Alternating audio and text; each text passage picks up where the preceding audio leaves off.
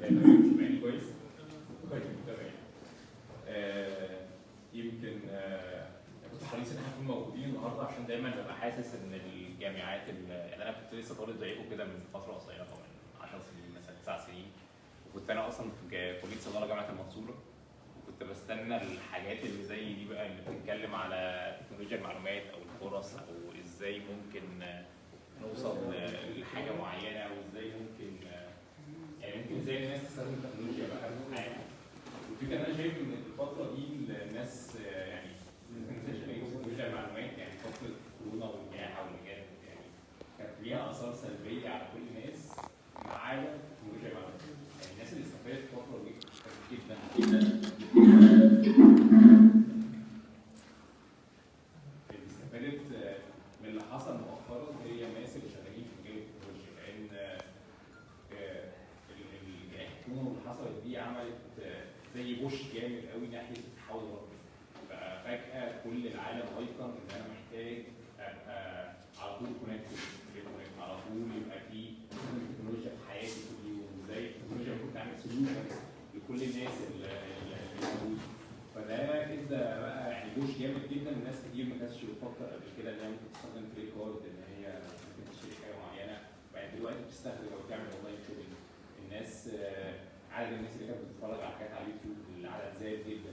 الناس اللي كانت بتفكر زمان ان انا ممكن اعمل حاجات كتير، محتاج اروح اشتري بنفسي او محتاج اعمل حاجه بنفسي، لا خلاص انا ممكن عن طريق بقى موبايل ابلكيشن او عن طريق سوفت وير او عن طريق ويب سايت ممكن يساعدني ان انا ممكن اعمل حاجه زي دي. فدي ادت فرصه بقى قدام كل الناس اللي بتفكر مؤخرا ان انا ازاي ممكن استخدم التكنولوجيا ان انا ممكن اعمل حاجه احسن، ان انا ممكن اعمل حاجه اقوى كتير. وبدا يبقى في بقى الفكره الاساسيه زي ما كان الدكتور سامي بيقول ان انت لما تفكر في اي مشروع انت محتاج تفكر في حاجه من الاثنين، محتاج تفكر ان انت يبقى في مشكله بتقابل ناس معينه، انت ازاي تحل المشكله دي الحاجه الاولانيه. الناس الفتره الاخيره الناس عايزه تتعلم وتفيد، فالناس بدات تلجا انها تستخدم سوفت وير ابلكيشن عشان تقدر تحصل على الدراسه دي وهي قاعده في بيتها. الناس محتاجه تشتغل وهي موجوده في بيتها، فبدا يبقى في فرصه ان هم يشتغلوا. وانا كنت عايز اكزامبل كده في حاجه، يعني ده ابلكيشن زي اللي احنا كنا شغالين، يعني ده الابلكيشن اللي احنا حاليا شغالين بيه زوم، كل الناس في حياتنا شغالين بيه دلوقتي. زوم الفاليو بتاعته بقت بتساوي 9 شركات طيران، شركات طيران كبيره بطيارات جواها بوحدات وموظفين شغالين. زوم الفتره الاخيره الكورس الفاليو بتاعته زادت جدا لدرجه عند شركات طيران. وده يخلي بقى ان هو لما نيجي نرتب افكارنا ان انا عايز افكر في فكره جديده، محتاج تبدا من المشكله. ايه المشكله اللي موجوده؟ هل المشكله ان انت الناس اللي حواليك انت شايف ان هو في ماركت معين بيدور على سوليوشن معين عشان يقدر يستخدمه في حياته، فازاي تقدر تساعده ان انت توفر له السوليوشن دي؟ دي النقطه الاولانيه. الحاجه الثانيه ان هو يكون سوليوشن موجود بس هو الكوست بتاعه غالي.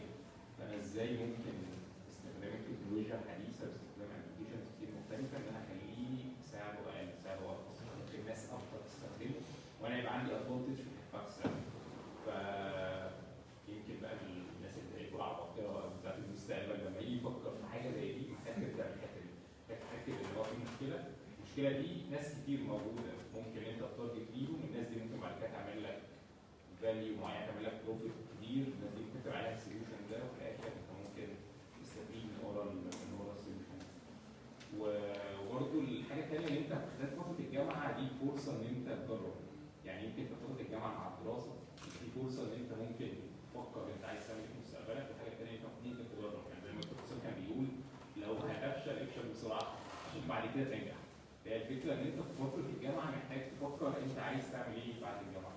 هل انت مبسوط بالحاجه اللي بتدرسها وعايز تكمل فيها؟ فيلا بقى اتعلم اكتر وكورسز اكتر، زود النولج بتاعك اكتر، بحيث ان انت وانس انك اتخرجت تكون مؤهل بقى انك تخش في السايكل بتاعك، السايكل بتاعت الشغل بقى وبعد كده الجواز والوظيفه، تمشي في سايكل كبيره قوي. الفتره بتاعت الجامعه دي فرصه رائعه ليك انك تقرر انت عايز تعمل ايه. دي حاجه. الحاجه الثانيه انك انت تبدا بقى تزود المهارات. لو فاكر انك بتدرس حاجه دلوقتي مش بتحاول تتعلم فيه اكتر. يعني ده يمكن اللي انا كنت بعمله وانا في صيدله كنت بدرس صيدله وبدرس سكاشن ومحاضرات ومش عارف ايه، وبالليل كورسز بقى حاجات ليها علاقه بالانيميشن بروجرامينج ومش عارف ايه، حاجات ثانيه مختلفه. يعني كنت شايف ان ده مش الكارير اللي انا عايز امشي فيه، فاجتهد في كارير تاني يمكن ربنا وفقني فيه. فدي النقطه الاساسيه. عشان بعد ما تخرج من الجامعه بتلاقي بقى ان سوق العمل، يعني الفتره الاخيره الانترنت والسولوشنز الكتير اللي بقت موجوده خلى ان كل الناس اللي موجودين كلهم بيتنافسوا على وظائف موجوده. يعني يمكن الناس منكم بقى اللي عايز يشتغل في مجال البروجرامينج او السوفت وير ديفلوبمنت هيبدا يخش على منصات بقى للفريلانس، هيلاقي ان هو بيتنافس مع الناس اللي زيه موجودين في جامعه اسيوط، الناس اللي موجودين في مصر، الناس اللي موجودين في كل العالم. فانت بقيت بتتنافس مع كل الناس اللي موجودين، فبقى عندك فرصه انك تبدع وبقى عندك فرصه ان يدخل لك دخل كبير جدا. يعني في ناس كتير جدا شغالين على موقع الفريلانس دي ودخلهم في السنه دخلهم في الشهر بيعدي 10000 دولار $15000، لان هو خلاص بقى عنده الفلوس الناس بقت عارفاه وبدا يكسب بيلينج بقى من عن طريق ناس مختلفه. بس ده عشان توصل للمرحله دي لازم تكون جاهز دلوقتي. عشان توصل للمرحله دي لازم يكون تفكيرك كده في دماغك دلوقتي انت عارف ان انا وانس ان انا خلصت الجامعه انا جاهز ان انا ادخل السباق ده مع كل الناس اللي بتسابق معايا، وانا جاهز ان انا افوز. فهي دي يعني دي الفكره الاساسيه اللي يا ريت كل الناس اللي بتكون موجودين في الجامعه. هو الموضوع بس مش محاضرات وبتاخد محاضره وبتمتحن بعدها وبعد الامتحان تروح تجيب تقدير وخلاص خلصت على قد كده. الموضوع ما عادش كده. يعني يمكن انا كمان انا دلوقتي مسؤول عن تسويق تطوير فريمي. لما بنيجي نعين اي شباب اي ناس موجودين، يمكن احنا كل التيم بتاعنا شباب، احنا كل هو مين يعرف ليه دي اصلا؟ الناس كلها حد بيستخدم دي دلوقتي. تمام. هو الفكره ان احنا كل التيم بتاعنا شباب، يعني اكبر حد في التيم 30 او 30 سنه 30 سنه، والناس كلها في لسه متخرجه السنه اللي فاتت، ناس لسه متخرجه. احنا لما بنيجي نعين اي حد في التيم الفكره الاساسيه اللي احنا بنعينها على اساسه هو دماغه بيفكر ازاي، دماغه بيفكر ازاي ويستخدم الفتره اللي فاتت ازاي التكنولوجي اللي كده ما بنستخدمش. ما بقاش مهم قوي الجامعه او الشهاده اللي معاك او يعني الحاجات دي ما عادتش مهمه، اكتر منها المنتاليتي. انت بتفكر ازاي؟ انت لما تكون موجود معانا في تيم تقدر تساعد ازاي؟ فالفكره ان هي الدماغ دي يعني تركيبها بيحصل في الجامعه. في الجامعه بقى وصلت من ثانويه عامه وفتره الجامعه دلوقتي فرصه بقى ان انت دماغك كده تحاول تفكر اكتر انت عايز تعمل ايه بعدها وتبدا تجهز نفسك فيه. فدي ده اللي كنت عايز اقوله. الحاجه الثانيه بقى انا كنت عايز اكلمكم بسرعه على ريلمي ليه بقى نجحت الفتره اللي فاتت. يعني ريلمي يمكن في مصر بقى لها سنتين بس، خلال السنتين دول قدرنا نوصل بقى ان احنا نكون من اكبر 4 شركات في مصر، والنجاح عملنا نجاح كبير جدا، واحنا على مستوى العالم من اكبر الشركات اللي بتعمل دلوقتي في مجال الموبايل. الفكره ان احنا عشان احنا بنطبق اللي احنا بنعمله عليه، بنطبق السوليوشن ده، احنا بنحاول دايما ان احنا نشوف ايه المشاكل الموجوده عند الشباب ونحاول نوفرها في الموبايل الجديده موجوده. سواء بقى ان احنا كان عندنا موبايل زي ريلمي 7 كان الناس بتشتكي انها تقدر تفتح الشاحن، فاحنا وفرنا موبايل جديد بيشحن بس في 30 دقيقه او 3 دقائق او 12%. او اكزامبلز كتير احنا بنبقى حريصين فيها ان احنا ازاي ممكن نحل المشاكل الموجوده على الشباب عشان نقدر نوفر عليهم الموبايل. الحاجه الثانيه ان احنا بنوفر فيتشر بقى كانت موجوده في موبايل غاليه في اسعار اقل. فهي دي دايما طريقه تفكيرك. انا هبدا ابوش جديد، ايه المشكله اللي انا احلها؟ طب المشكله اللي انا احلها لعدد ناس قد ايه؟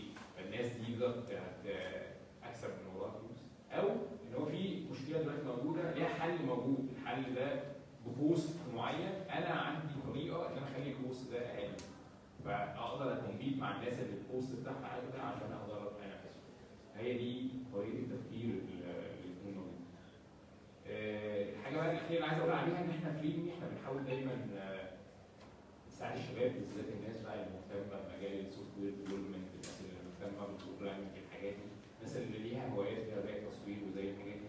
احنا عندنا حاجه اسمها ريلمي كوميونتي. ريلمي كوميونتي دي بنجمع فيها الشباب، كل الشباب بقى اللي عايزين يبقوا، اللي شايف ان هو عنده حاجه معينه او عنده مهاره معينه وعايز يبقى موجود فيها.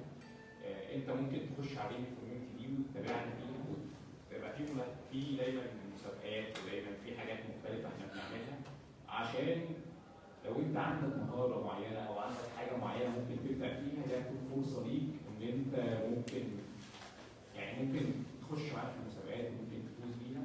والحته بتاعت البروجرامنج دي انت لو شايف انك تاهل في حاجه معينه، خلينا برضه بنساعد الشباب ان انت لو عندك حاجه في السوفت وير، عندك انت نولج في السوفت وير ابديتس، وممكن تقول لنا انا ممكن اساعدكم ان انا احل المشكله دي، او ممكن اساعدكم ان انا اعمل حاجه زي دي، ازاي ممكن تعمل حاجه زي دي، ده برضه هيكون موجودين معانا. فانا بحاول بس اجيب السلايد بتاعت الكوميونتي عشان اوريها لكم. هي دي المنصات اللي احنا شغالين عليها دلوقتي على فيسبوك كوميونتي او على انستجرام او على الفيسبوك جروب. احنا بنحاول فيها ان احنا نساعد الشباب اللي عنده تالنت معينه. انت لو شايف انك تالنت في حاجه معينه دايما خليك بقى موجود عليها بحيث انك تنافس في المسابقات المختلفه اللي انت فيها.